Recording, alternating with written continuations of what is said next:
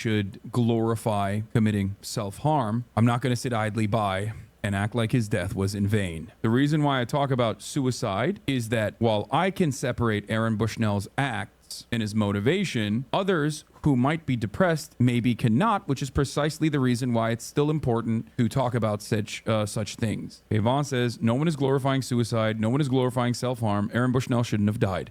30,000 Palestinians shouldn't have been slaughtered. But counterfactuals don't negate the present reality, the one that should be changed. This is it. This is the reason.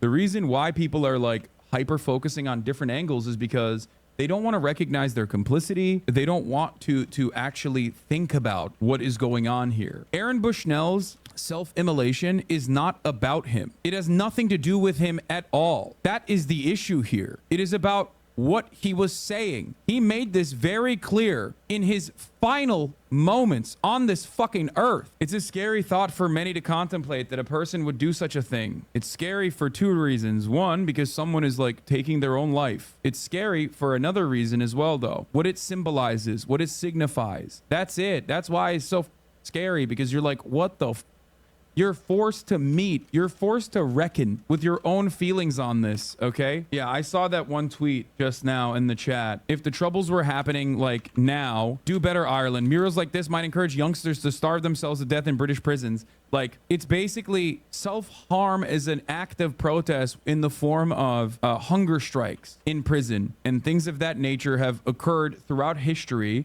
We look at it when it's in the past, okay? We look at it in the past. If it's in the past, we look at it and we glamorize it, we valorize it, we give it its proper assessment. But while it's happening, people are selfishly, hyper-individualistically trying to utilize social justice activist language in an effort to